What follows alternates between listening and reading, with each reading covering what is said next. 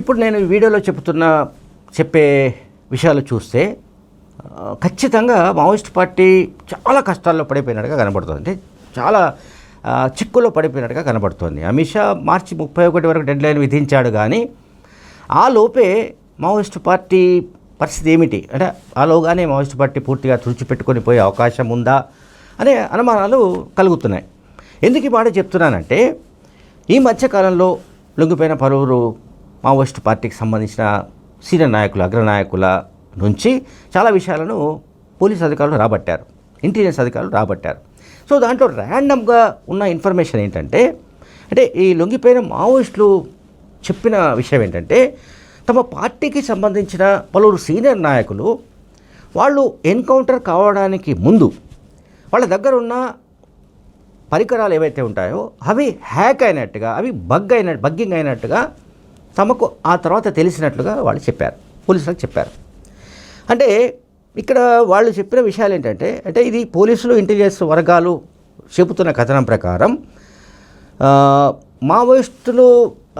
లొంగిపోయిన Maoist అగ్రనాయకులు చెబుతున్న story ఇది.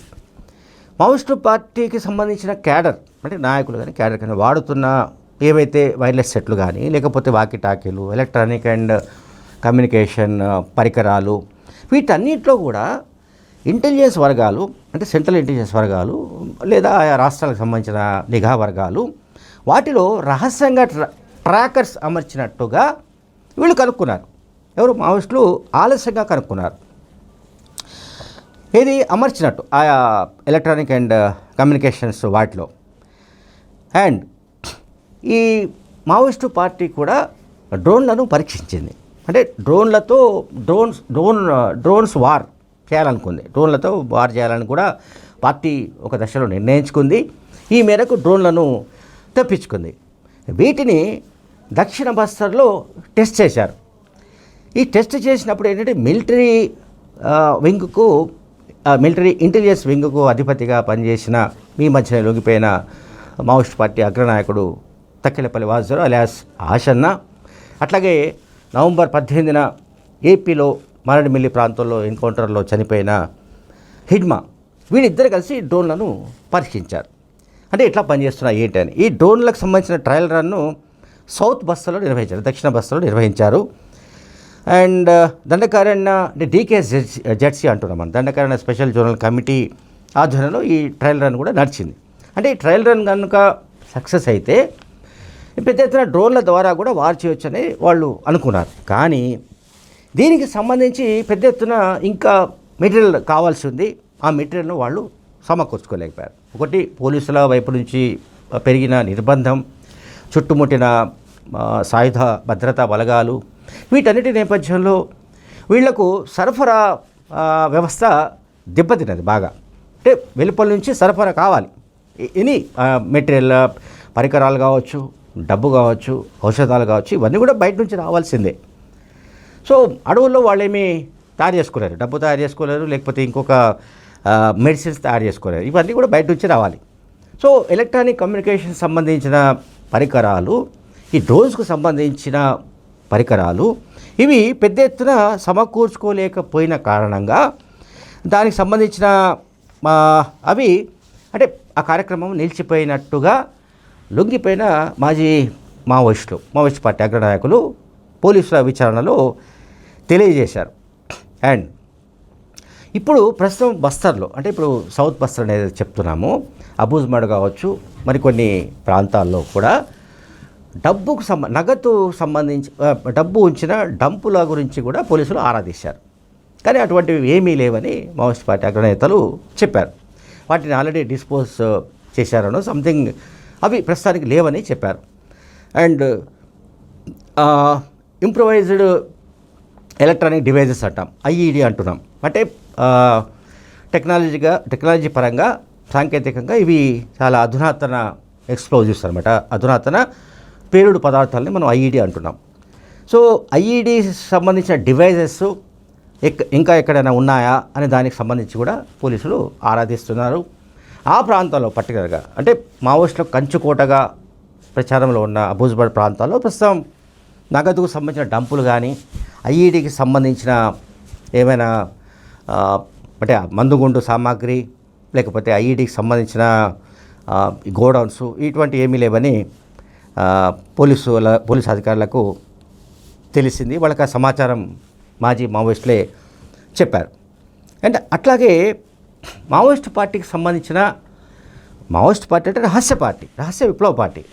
అయితే రహస్య విప్లవ పార్టీకి సంబంధించిన సమాచారం ఇప్పటికప్పుడు ఇంటెలిజెన్స్ వర్గాలకు ఎట్లా అందుతున్నాయి, ఎట్లా అందిన తర్వాత ఎన్కౌంటర్ జరుగుతున్నాయి దానిపైన కూడా మావోయిస్టు పార్టీలో పెద్ద ఎత్తున చర్చ జరుగుతూ వచ్చింది.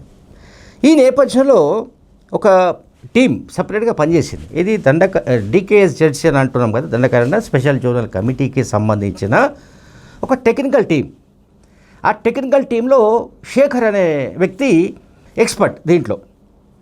అతను ఏం చేశాడంటే అతని టీంని మొత్తంగా చెక్ చేయమని చెప్పారు. అంటే తాము వాడుతున్న మావోయిస్ట్ పార్టీ ఏదైతే వాడుతున్నారో వాటన్నిటిని చెక్ చేయమని చెప్పితే వాళ్ళు ఆ టీం చెక్ చేసింది. చెక్ చేసినప్పుడు ఈ అంశం బయటపడింది. ఇన్వర్టర్లు మనకు తెలుసు, పవర్ లేకపోతే ఎట్లయితే ఇన్వర్టర్స్ వాడతాము, ఇన్వర్టర్స్ కావచ్చు, అండ్ ప్రింటర్స్ కావచ్చు, ల్యాప్టాప్స్ కావచ్చు, లేకపోతే వాకీటాకీలు, అట్లాగే cell phone charges, mobile phone charges, అట్లాగే మొబైల్ ఫోన్లు అండ్ రేడియోలు కూడా, వీటన్నింటిలో కూడా వీళ్ళు ప్రొక్యూర్ చేయడానికి ముందే అందులో రహస్యంగా ట్రాకర్లు అమర్చారు. అంటే ఆ మేరకు అటువంటి చిప్స్ను అమర్చినట్లుగా వీళ్లకు తెలిసింది. ఆ తర్వాత అంటే ఈ శేఖర్ అని నేను చెప్తున్నా కదా, దండకారణ్య స్పెషల్ జోనల్ కమిటీకి చెందిన ఒక ఎక్స్పర్టు దీన్ని కనుక్కొని పార్టీ అగ్రనాయకత్వానికి తెలియజేశాడు. అంటే వీళ్ళు ఎక్కడి నుంచి ప్రొక్యూర్ చేశారు? మావోయిస్టు పార్టీకి సంబంధించి ఇప్పుడు ఛత్తీస్గఢ్, ఒడిశా, మహారాష్ట్ర, మధ్యప్రదేశ్, తెలంగాణ, ఆంధ్రప్రదేశ్ ఈ రాష్ట్రాల్లో కార్యకలాపాలు ఉన్నాయి. సో తెలంగాణ, ఏపీ తక్కువ అనుకుందాం, దాదాపు లేవని కూడా అనుకుందాం. సో రిమైనింగ్ స్టేట్స్లో ఎక్కడైతే ఆ పార్టీ బలంగా ఉందో, ఎక్కడైతే గెరిల్లా సైన్యాలు పనిచేస్తున్నాయో అటువంటి చోట ఏ పదార్థాలు, ఏ ఇన్స్ట్రుమెంట్స్ లేకుంటే ఏవేవే పరికరాలు బయట నుంచి తీసుకురావాలో ఇది తెలంగాణ కమిటీకి అప్పచెప్పినట్టుగా కూడా తెలుస్తోంది. సో తెలంగాణ కమిటీయే వీటిని సమకూర్చింది. వీటిని రేడియోస్ కానీ, లేకపోతే ఛార్జెస్ కానీ, మొబైల్ ఫోన్స్ కానీ, అండ్ ఇతర నంబర్స్ కానీ, ఇవన్నీ కూడా తెలంగాణ కమిటీ నుంచే సరఫరా అయినట్టుగా మావోయిస్ట్ పార్టీ అగ్రనేతలు పోలీసుల విచారణలో తెలియజేశారు. అండ్ ఇంకొకటి, మావోయిస్ట్ పార్టీకి సంబంధించిన ఈ ఇంప్రూవైజ్డ్ డివైస్ ఎక్కడెక్కడ ఉన్నాయి, ఏమిటి అనే దానికి సంబంధించి కూడా వీళ్ళు మాట్లాడుకునే విషయాలను కూడా వినే విధమైన నిఘా వ్యవస్థ కేంద్ర ప్రభుత్వ బలగాలు అవి సమకూర్చుకున్నట్టుగా కూడా తెలుస్తోంది. అండ్ అంటే ఎప్పుడైతే భద్రతా బలగాలు అంటే పారామిలిటరీకి సంబంధించిన బలగాలు, సిఆర్పిఎఫ్ కావచ్చు, ఇతర బలగాలు ఏవైతే మావోయిస్టు పార్టీకి సంబంధించిన నాయకులను క్యాడర్ను పూర్తిగా తుడిచిపెట్టడానికి ప్రయత్నిస్తూ వస్తున్నాయో, పెద్ద ఎత్తున ఎన్కౌంటర్లు జరుగుతూ వస్తున్నాయో, ఆ నేపథ్యంలో తమ వద్ద ఉన్న పరికరాల్లో ట్యాంపరింగ్ ఏమైనా జరిగిందా లేదా అనేది కూడా అనుమానం వచ్చి వీళ్ళు ఈ DKSZCకి చెందిన శేఖర్ టీంను రప్పించి వాళ్ళు పరీక్షించారు. వాళ్ళ చెకింగ్లో ఇవన్నీ బయటపడ్డాయి. వాళ్ళ చెకింగ్లో బయటపడింది ఏంటంటే, ప్రతి ఇన్స్ట్రుమెంట్లో అంటే బయట నుంచి తెప్పించుకున్న ప్రతి ఐటెంలో కూడా అవన్నీ ఉన్నాయి. అంటే నిఘా వ్యవస్థలు ఎంత బలంగా పనిచేస్తున్నాయో చెప్పడానికి ఇదొక ఎగ్జాంపుల్. ప్రతి కదలిక వాళ్ళకి తెలిసిపోతుంది. ఈ ట్రాకర్స్ అమర్చడం ద్వారా రేడియోలో అమర్చారు, అండ్ మొబైల్ ఫోన్స్లో అమర్చారు, అండ్ ఇతర అండ్ ఛార్జెస్లో కూడా ఫోన్ ఛార్జర్స్ లేకపోతే ఇతరత్ర ఏవైతే వాళ్ళు వాడుతూ వస్తున్నారో వాకీ టాకీస్లో ప్రతి దాంట్లో కూడా ఇంటెలిజెన్స్ వ్యవస్థ వాళ్ళ ట్రాకర్స్ని అమర్చేశారు. ఇది సీక్రెట్గా. అంటే ఆ ట్రాకర్స్ని అమర్చిన సంగతి వీళ్ళకి చాలా రోజుల దాకా తెలియదు. ఎన్కౌంటర్లు జరిగిపోయి పెద్ద ఎత్తున చాలామందిని కోల్పోయిన తర్వాత ఈ అనుమానాలు వాళ్ళకు వచ్చాయి. ఎట్లా ట్రాక్ అవుతున్నారు వీళ్ళు తమ పార్టీకి సంబంధించిన నాయకులని అనుకుంటే ఈ రకంగా వచ్చాయి. అండ్ తర్వాత ఒక ఫైనల్గా ఏంటంటే, ఈ భద్రతా బలగాలు ఇంటెలిజెన్స్ నిఘా వ్యవస్థల నుంచి తప్పించుకోవడానికి ప్రోటాన్ మెయిల్ అనే ఎన్క్రిప్టెడ్ ఈమెయిల్ వ్యవస్థను తాము వాడుతున్నట్టుగా కూడా మావోయిస్ట్ పార్టీ అగ్రనేతలు పోలీసులకు తెలిపినట్టుగా తెలుస్తోంది. అంటే కమ్యూనికేషన్ సంబంధించి మామూలుగా జీమెయిల్, యాహూ వగైరా వగైరా ఏవైతే మనం రెగ్యులర్గా వాడుతుంటామో ఇటువంటివి